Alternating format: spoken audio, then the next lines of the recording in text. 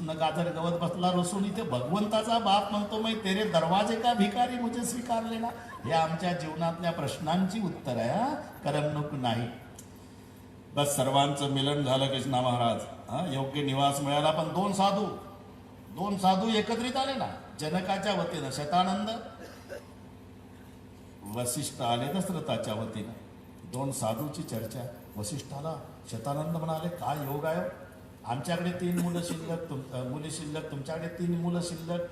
सीता तर रामाला निश्चित झाली, पण सीतेची बहीण आहे उर्मिला देऊन टाकू लक्ष्मण आला. आणि जनक राजाचे बंधू आहे कुशकीर्तना 2 मुली आहे. मांडवी सुतकीर्ती शत्रुघ्नाला, मांडवी भरताला, उर्मिला लक्ष्मणाला, सीतारामाला. एकाच मंडपात चौघासोबत चौकीचं उरकलं चालेल. तेव्हा सामुदायिक विवाह पद्धती. 2 बुवाने जुळवलं. दोघांच्या बापाला तपास नाही. बुवा वेल्डिंगच्याच कामावर असतात.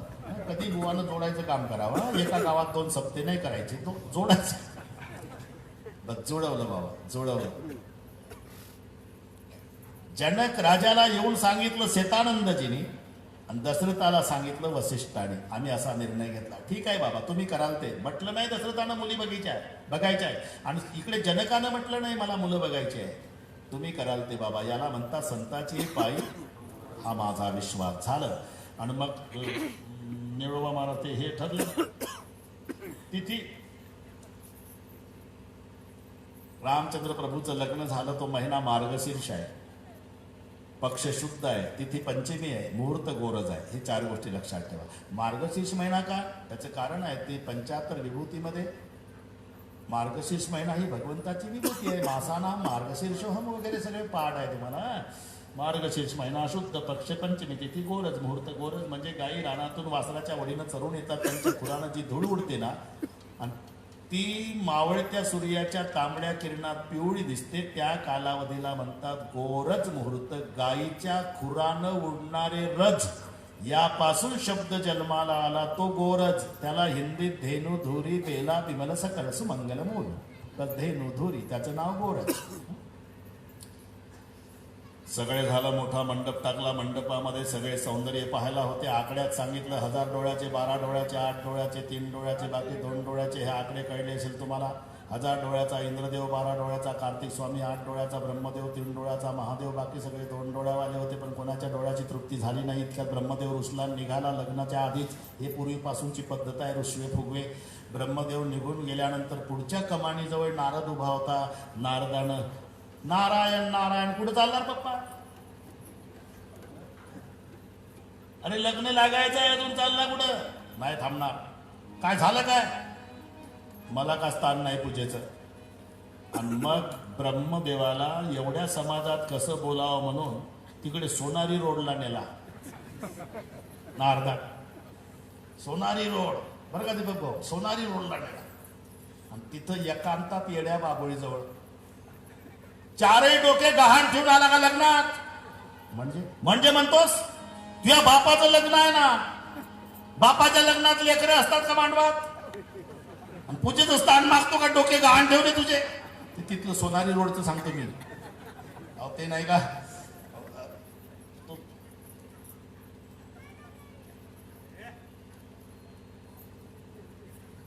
KG2 ला असेल तो मुलगा. मम्मी स्वयंपाकघरात होती, पप्पा ऑफिसला गेले. ते गोदरेजचं कपाट उघडं होतं आणि त्याला अल्बमच सापडलं. याच्या मायबापाच्या लग्नातले फोटो. बसलं चाळत. मम्मी जिलेबी खाऊ गेली, पप्पाला पप्पा लाडू खावाचा, मम्मीला पुढे काकाचा फोटो, काकीचा फोटो, अंतरपाठ झालेला फोटो, गावच्या ब्राह्मणाचा फोटो, आजीचा, आजोबाचा, सगळ्यांचा याचाच दिशे ना. याला वाटलं एवढं प्रेम डॅडीचं मम्मीचं आहे, माझा फोटो का नाही घेतला. तिथून अल्बम फेकून आलं स्वयंपाकघरात. मम्मी काय सगळ्यांचे फोटो घेतलेस तू? पप्पाला जिलेबी खाऊ घालती, पप्पा लाडू खाऊ घालतात, कुठे काकाचा फोटो, काकीचा, गावच्या ब्राह्मणाचा सुद्धा घेतला, माझा का नाही घेतला? मम्मी तर हादरलीच. पण मम्म्या हुशारच असतात. मम्मीच्या लक्षात आलं बाळूच्या बाजूनं बोलल्याशिवाय प्रकरण शांत होत नाही. कितीदा म्हटलं मी तुझ्या पप्पाला आपल्या लग्नात आपल्या पिंट्याचा फोटो का नाही घेतला म्हणून. काय म्हणले पप्पा? घ्यायचाच नव्हता म्हणले मला. का काय माहित, त्यांना विचारा ऑफिस मधून आल्यावर, माझा फोटो का नाही घेतला म्हणा तुमच्या लग्नात. तिला वाटलं दिवस तरी सुखाचा.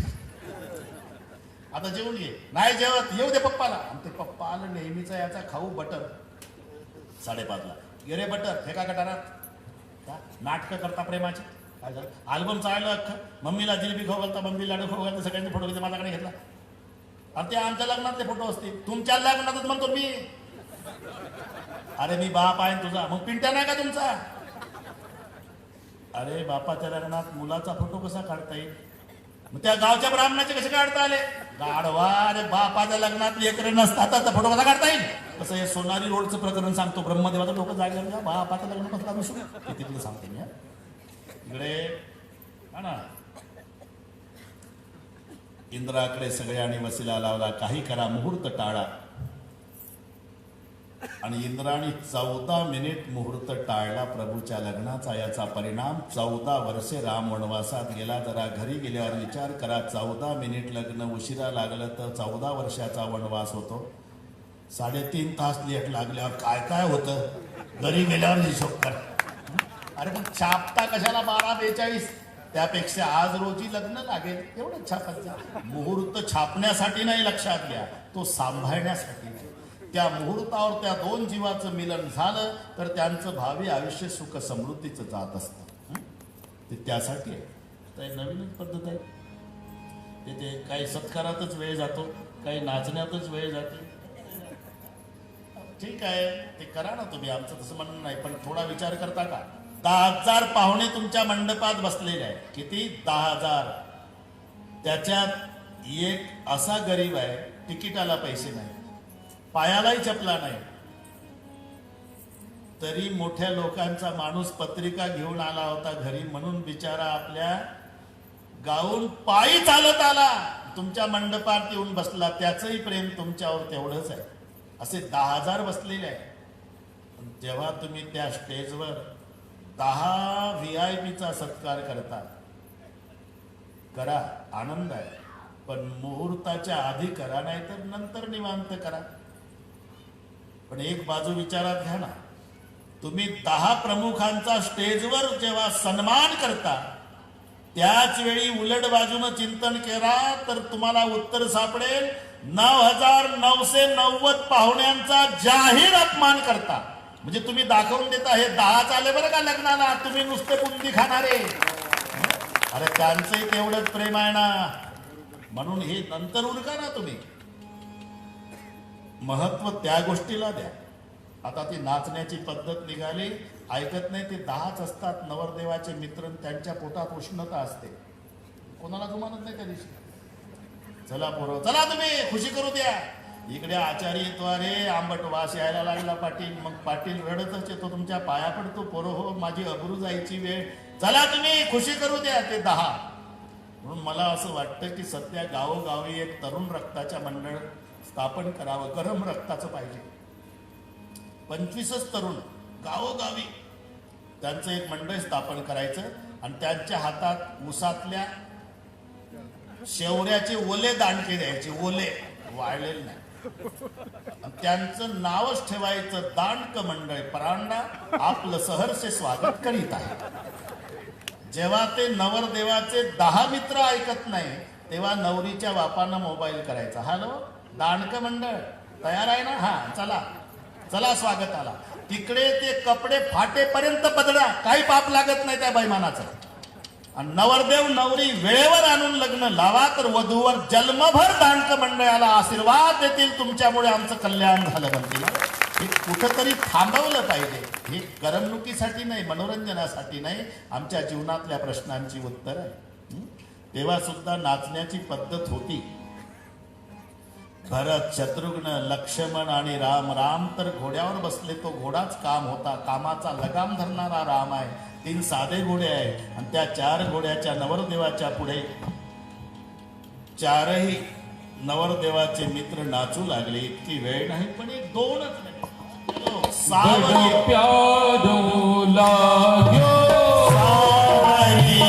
सावरियो म्हणायचं सावरियो जमला सावरियो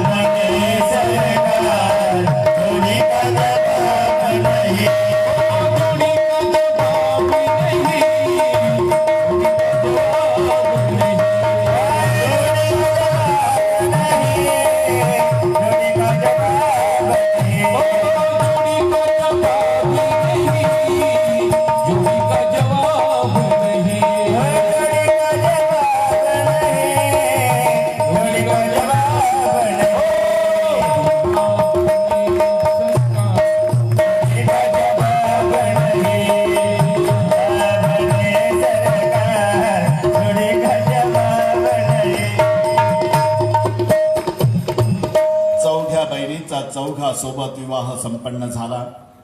मग भोजनाचे कार्यक्रम ते आता सारखे नव्हते. आता गरज आहे त्याची, जेव घालणाऱ्याला वेळ आहे पण जेवणाऱ्याला वेळ नाही ना, म्हणून ती सुधारित पद्धत निघाली. बफे ठीक आहे, पण कसं दिसतं बघा बरं. शेवटचं मंगलाष्टक होईपर्यंत सगळे पाहुणे कोट्याधीश दिसतात. शेवटचं मंगलाष्टक झालं की सगळे भिक्षाधीश. आपलं आपलं ताट न वाटी, मला त्या चपाती. काय दर्जा झाला.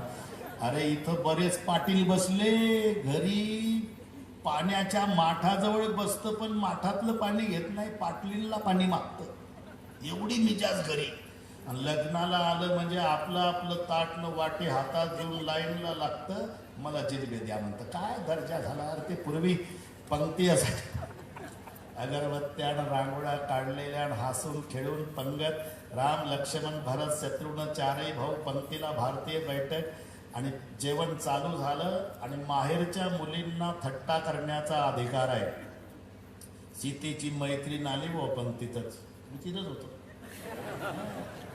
प्रभूजी काय सगळे लोक टवकारले. काय म्हणते ही आता थट्टा आहे ना. आम्ही तर ऐकलं अयोध्येच्या महिला एवढ्या कर्तव्यगार आहे म्हणे, केवळ प्रसाद खाऊन लेकरं जन्माला आणतात. घासच ठेवला खाली प्रभूंनी. मला बापरे, हे तर आमची आई कौशल्या सुमित्रा कैकेने प्रसाद खाऊन आम्ही 4 भाऊ जन्माला आलो, पण आमचा 7-12 इथं सासूरवाडीला हिच्यापर्यंत पोहोचला कसा. आता प्रभू काय उत्तर देतात याकरता पंक्तीत शांतता पसरली. प्रभूला चतुरा तू शिरोमणी का म्हणतात. बरोबर आहे सखी, आमच्या अयोध्येच्या महिला एवढ्या कर्तव्यगार आहे, केवळ प्रसाद खाऊन मुलं जन्माला आणतात. पण आम्ही सासूरवाडीला आल्यापासून वेगळ्याच पराक्रम ऐकला. काय म्हणे, इथं महिलांची सुद्धा गरज पडत नाही. गाजर गवतासारख्या जमिनीतून मुली बाहेर येतात. करून पण तिथून सीता करून आली. कुठेही चालते का थट्टा. प्रभू दररोज असायचं रे भाऊ, इतका वेळ आहे का आपल्याकडे. दररोज असायचं. आता बरेच दिवस कितीही चांगली व्यवस्था असली तरी व्याहानं किती दिवस राहावं व्याहाकडे. शेवटी निर्णय घ्यावा लागला. दशरथ राजे म्हणाले शतानंदजीला, सांगा तुमच्या मालकाला बस परवानगी द्या म्हणावं, मी राजा आहे, प्रजा सांभाळणं माझं कर्तव्य आहे. आणि मग शतानंदजी जनकाकडे येतात. बोले अयोध्याप्रती इजाजत मंग रहे. एवढ्या शब्दात जनक राजाचे डोळे भरून आले. ठीक है, आप कहते हो तो आज नहीं कल सुबह सीता को विदाई जाहीर झालं. उद्या सीता उर्मिला मांडवी सुतकीर्ती आश्विन जाणार आहे. बस एकत्रित खेळलेल्या बालमैत्रिणी आजच रडू लागल्या. सीता उर्मिला मांडवी सुतकीर्ती कल जाओगी. तू दुनिया की माँ हमारी सखी बनके आई थी, गरीब की याद रखना देवी. ही प्रत्येक मायबापाच्या जीवनातले प्रसंग सगळे मायबापच बसलेले आहेत. हा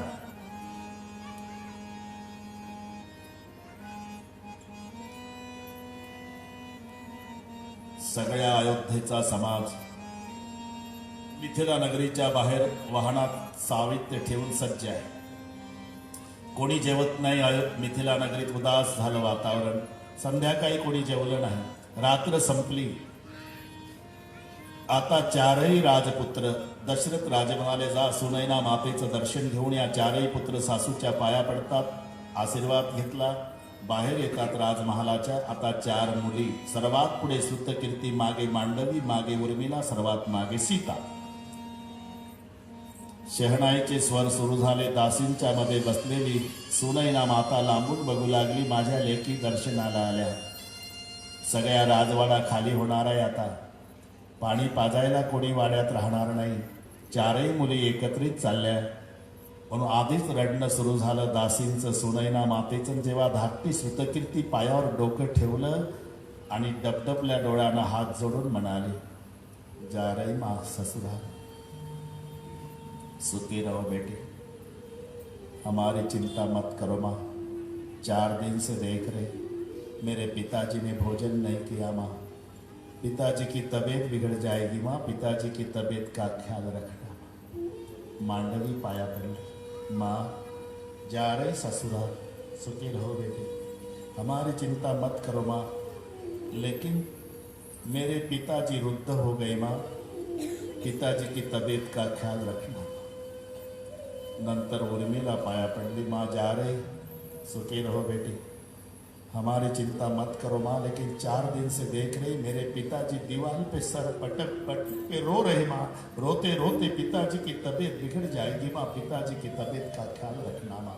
एक सूत्र लक्षात घ्या. कन्या जब घर छोड़ती है अपने बाप की भलाई चाहती. मुलगी सासरला जाते ना नांदायला, तेव्हा आपल्या बापाच्या बाबतीमध्ये काळजीत असते. पप्पाचं कसं होणार, पप्पाचं कसं होणार, पप्पाचं. मुलाची नाही शाश्वती सांगत नाही, कारण टिंगल टवाळी करणारे लेकर आहेत. मुलाला पुण्याला शिकायला ठेवतात, हे अर्धपोटी राहतात, फाटके कपडे घालतात, मायबाप मजुरी करतात. माझा मुलगा आता मोठा हुद्द्यावर जाईल. दर महिन्याला मायबाप मनी ऑर्डर पुण्याला पाठवतात. एकुलतं एक पोर शिकायला आहे, पण त्याची टुकार मित्रमंडळी टपलेली असते. याची मनी ऑर्डर आली की चर्चा, रमेशची मनी ऑर्डर आली, चला पार्टीला. मायबापानं उपवासी राहून पैसे पाठवले आणि त्या पार्टीमध्ये बापाचे नाव घेऊ घेऊ टिंगल चालती. पार्टीमध्ये मुलाच्या बापाची नाव घ्यायची. रे सीताराम, राजाराम, दयाराम, बैराम, गुलाब. या नालायकाला लाज वाटत नाही की उपवासी राहिले, मायबापनं मनी ऑर्डर पाठवली, तिथे टिंगल करतात. मुलगी नाही, मुलगी नाही. पुत्री पवित्र किए कुल दो. बस कन्या जब घर छोड़ती है अपने बाप की भलाई चाहती है. वेळ नाही पण 2-3 मिनिट घेतो. कोणाच्या जीवनात हे घडू नये कृष्णा महाराज. याच्यात जेवढ्या माझ्या माय बहिणी आहे ना, एखादी असेल बिचारी दुर्दैवी. 2 वर्षाची होती, माय मेली. 2च वर्षाची होती. आता बापालाही बाप नाही, आई नाही, कोणी नाही. 30 वर्षाचा बाप, 2 वर्षाची मुलगी, एवढाच परिवार, मित्रमंडळी, धावली. 10वा 13वा सगळे उरकलं.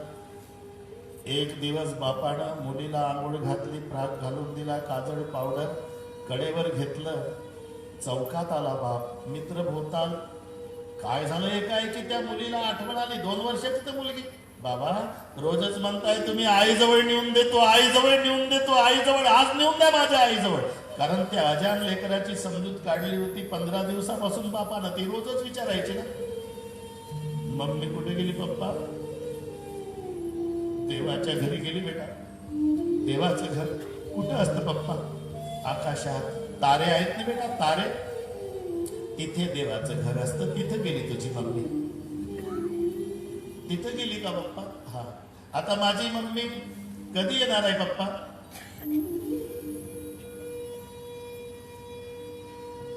आता कधीच नाही येणार बेटा. मग मला नेऊन द्या ना पप्पा मम्मी जवळ. उद्या नेऊन देईल बेटा, उद्या नेऊन देईल बेटा, उद्या. असे 15 दिवस झाले होते. आज मात्र कडेवर बसलेली मुलगी गड्याला बिलगून रोजच म्हणताय पप्पा उद्या नेऊन देईल मम्मी जाऊ. किती दिवस झाले? 15 दिवस माझ्या आईची भेट नाही, आज नेऊन द्या. हे पाहलं सगळे मित्र रडायला लागले. कसं करशील रे बाबा? अरे बघवत नाही रे आम्हाला. हे बघ आम्ही सगळे करतो, फक्त तू होकार दे, दुसरं लग्न कर. तो म्हणला नवरा बायकोचं आमचं केवढं प्रेम होतं सगळे तुम्हाला माहिती आहे. हे लेकरू जन्माला आलं नसतं तर आज तुम्ही आम्हाला नवरा बायकोला एका चितेवर पेटवलं असतं. आता मी जिवंत आहे केवळ या लेकीसाठी.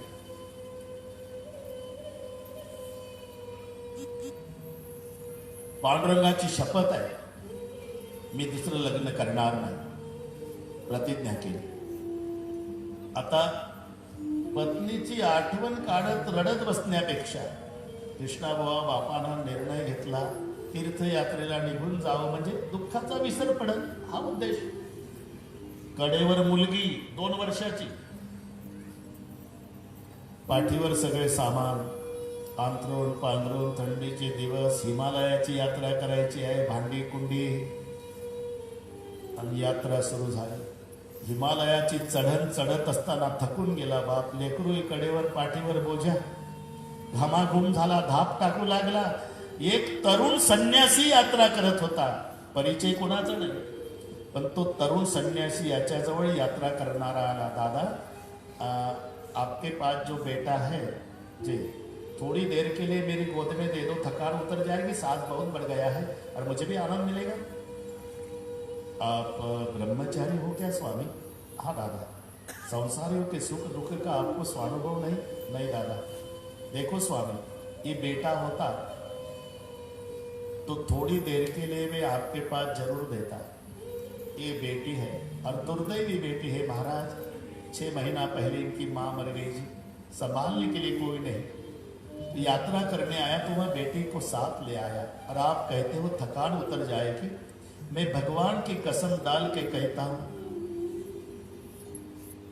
अगर बेटा होता तो थोड़ी देर के लिए आपके पास जरूर देता, लेकिन बेटी है और बेटी का बोझ पिता को नहीं लगता स्वामी. जिस पिता को अपने बेटी का बोझ लगता है, दुनिया में वो पिता पिता होने लायक नहीं.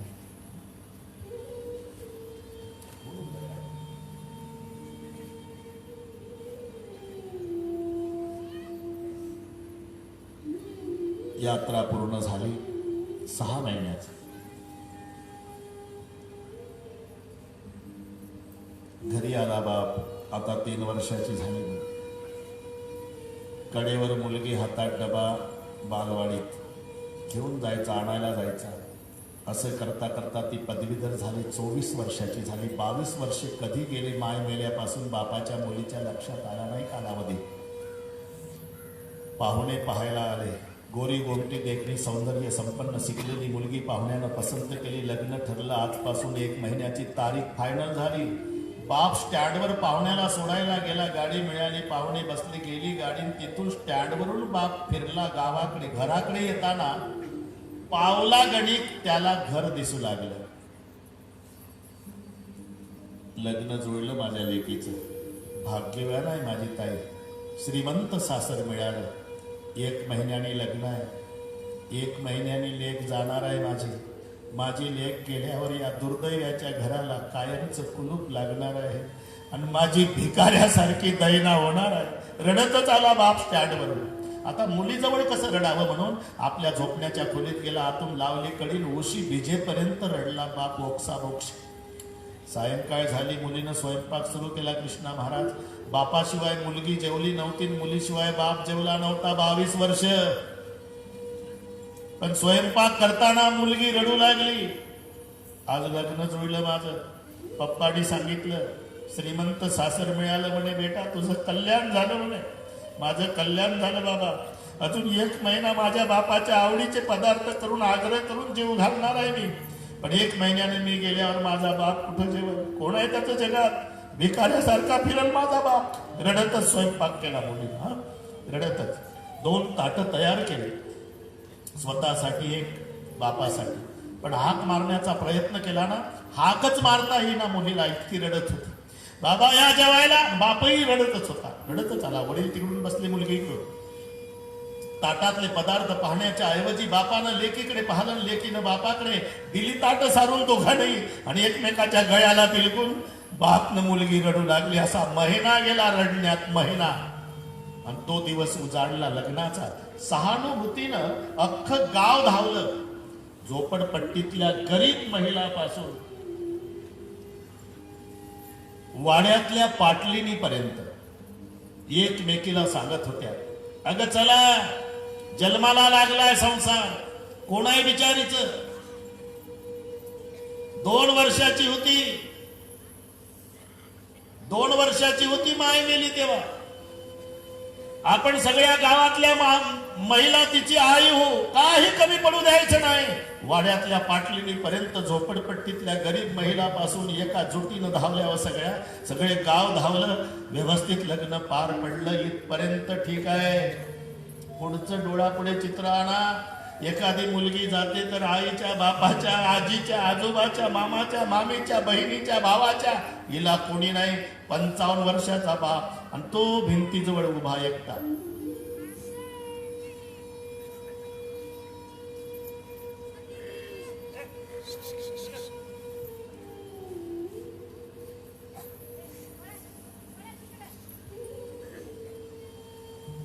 आणि जेव्हा शहनाईचे स्वर सुरू झाले,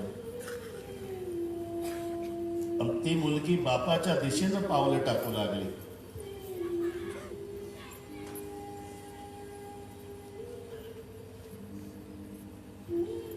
सगळा समाज बघत होता. जेवढ्या महिला होत्या एकत्रित रडू लागल्या. कसं होईल आता? त्याच्या तोंडावरून हात फिरवल मुलगी. येते बाबा म्हणत. कसा धक्का सहन करेल हा, म्हणून महिला आधी रडू लागल्या. मित्र म्हणाले, आता काय मदत करणार? आपण महिनाभर धावलो, आता गळ्याला बिलगल, तेव्हा आपण कोणती मदत करणार? एवढ्यात मुलगी आली बापाजवळ. बाप शून्यात नजर लावून दगडाच्या मूर्तीसारखा उभा आहे. खाली वाकली मुलगी. मुलीनं जेव्हा बापाच्या पायावर डोकं टेकवलं तरी पागल झाल्यासारखं, हालचाल नाही, जशी दगडाची मूर्ती. मुलगी उभी झाली. सगळ्या समाज पाहू लागला.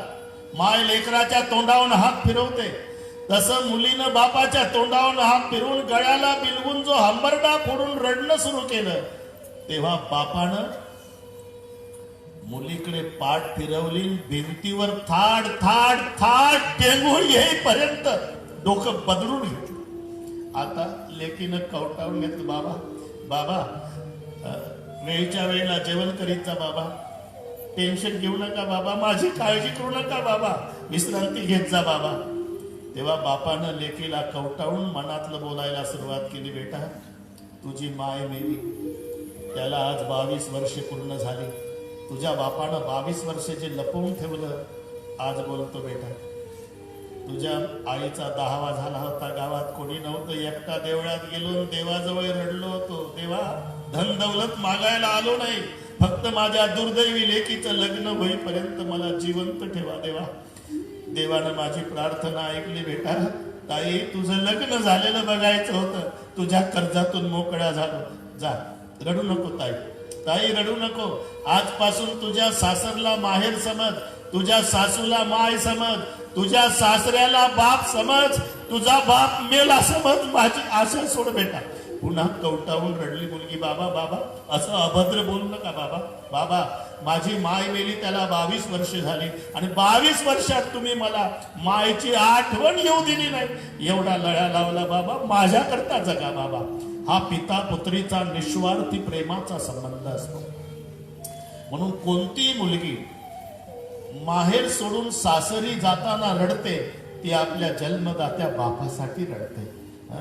आईच्या जवळ रडते. आई किती कठोर बोलायची हो तू माझ्या बाबाला, पण माझा बाप फिरून नाही बोलला. तुला तुझ्या पाया पडते. पुन्हा आई, माझी शपथ आहे, आजपासून उपवासी ठेवत जा माझ्या वडिलाला, फक्त बोलत जाऊ नको. भावाच्या गळ्याला, मोठ्या भावाचं लग्न झालं तर जास्तच रडते. दादा, तुझं लग्न झालं रे, तुला माझी शपथ आहे, बायकोचं ऐकून वेगळ्या निघू नको, माय बापाला वाऱ्यावर सोडू नको. बाबाचं खरं नाही, एक अटॅक येऊन गेला. मी का सांगतोय? जेव्हा मुलगी जात असते, आज श्रुतकीर्ती मांडवी उर्मिला, शेवटी सीता पाया पडली. जा रही मां ससुराल, बेटी जिंदगी है, कभी कभी दुख आता है, जिस दिन दुख आएगा तो अपने घर का दरवाजा बंद करके जी भर के रो लेना, लेकिन समाज के सामने कभी प्रकट नहीं करना बेटी. और सीता, क्या मां, सास और ससुर की सेवा करना भूलना ना. सासी ससुरी गुरु सेवा करे हो, सासी ससुरी गुरु सेवा करे हो, सासी ससुरी गुरु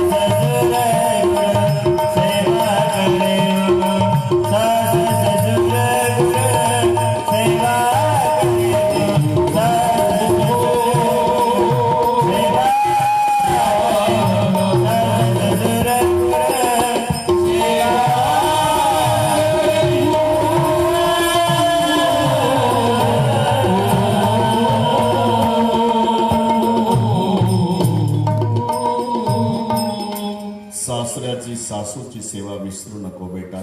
रडारड सुरू झाली. सौदय बहिणी पुढे आला सामोरून. जनकजी त्यांच्याही जवळ खूप रडतायत. जनकजीने तर खांब कवटाळून रडणं सुरू केलं. सुनैना माता समजूत घालते, रोना नहीं पतिदेव कन्या जाने के लिए जन्म लेते, मुझे मत समझाना देवी. अष्टवक्र जैसे ज्ञानी को ज्ञान दिलाने वाला, लेकिन आज स्वानुभव कर रहा हूं कि बेटी का जाना पिता को कितना दुख देता है. बाप किती काळजी घेतो. राजे दशरथजी जवळ जनकजी आले. महाराज, कौशल्या माता, सुमित्रा माता, कैकई माता, तीनों माताएं बारात में आई होती तो मैं पैर पकड़ के कहता कि माँ मेरी चारों बेटियां बोली भाली है, पराए घर आया ऐसा नहीं लगने देना. और मेरी कन्याओं से कुछ गलती हो गई तो उनके पिता जनक जी की गलती समझ के मेरे कन्याओं को क्षमा कर देना. जेव्हा समाज निघाला, सीमेपर्यंत सोडवायला जनकजी आले आणि जनकजी वापस जातात. महाद्वारात उभे राहून जे रडणं सुरू झालं, सुनैना माता म्हणाल्या, आज भी रो रहे, यासाठी रडतो देवी. हाच दरवाजा आहे. मी जेव्हा या दरवाजात उभा राहायचो, इकडून माझी सीता यायची, इकडून उर्मिला, मानवी सुतकीर्ती, चारही मुली येऊन बिलगायच्या, बाबा आले, बाबा आले, बाबा आले. किती वेळचा उभा आहे देवी, माझी एकही लेक नाही, सगळ्या गेल्या. राजवाडा खाली झाला. इकडे आनंदाला पारावार नाही. ते पूर्वी लग्न झाल्यावर लग्नातला सगळ्या समारंभ सांगण्याची पद्धत असायची. काय काय जेवण होतं, कसं काय स्वागत झालं वगैरे वगैरे. आज रात्रीची वेळ आहे. 4 सुना बसल्या, 3 राण्या बसल्या आणि महाराज दशरथजींनी विषय काढला. कौशल्या, सुमित्रा, कैकेयी, कितनी बार स्वर्ग में गया, देवताओं के राजा इंद्र ने मेरा सम्मान किया, लेकिन सच कहता हूं, जैसा सम्मान मिथिलापति जनक जी ने किया, आज तक देवताओं के राजा इंद्र ने भी मेरा वैसा सम्मान नहीं किया. हे सासऱ्याच्या तोंडून आपल्या जन्मदात्या बापाचं वर्णन ऐकलं आणि बापाच्या आठवणीनं 4ही मुलीचं रडणं सुरू झालं. दशरथ राजाचं लक्ष गेलं की माझ्या पुत्रवधू रडतात. विषय बदलला. जाओ देवी, कौशल्या देवी, पुत्रवधू थक गए, शयन कराओ.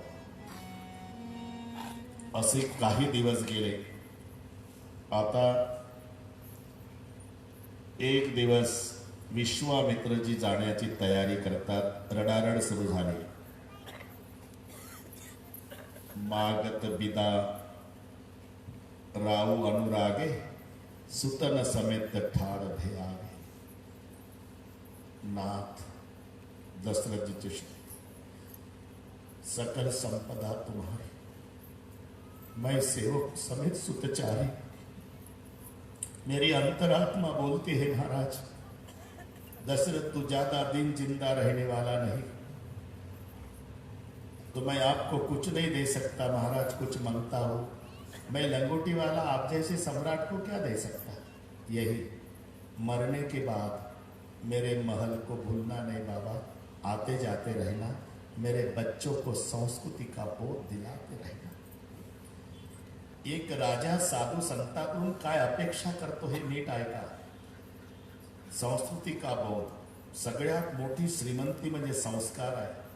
तुमच्याकडे किती वैभव असेल ना, मुलावर संस्कार नसतील तर तुमची मुलं रात्री 12 ते पहाटे 5 ढाब्यावर थांबून मित्रमंडळीला घेऊन तुमच्या समोर 2 वर्षात सगळे विकून बाजरीचं पीठ जर्मनच्या ताटात मागणार. आणि जर संस्कार असेल तर तुमची अपेक्षा नाही एवढं वैभव तुमची मुलं तुमच्या समोर निर्माण करणार. म्हणून जगात सर्वात मोठी श्रीमंती म्हणजे संस्कार आहे. आज दशरथ राजे रडून सांगतात विश्वामित्राला, मैं मरने के बाद मेरे महल को भूलना नहीं बाबा, आते जाते रहना और बच्चों को संस्कृति का बोध दिलाते रहना.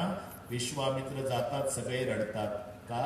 साधूचं जाणं दुःख देतं आणि दुर्जनाचं येणं दुःख देतं. म्हणून सज्जन कधी तुटू नये आणि दुर्जन कधी भेटू नये. बिचुरत एक प्राण हरिलेही, मेलत दुःख दारुण देई. एका जनार्दनी घडो त्यांचा संग, न व्हावा वियोग जन्म जन्म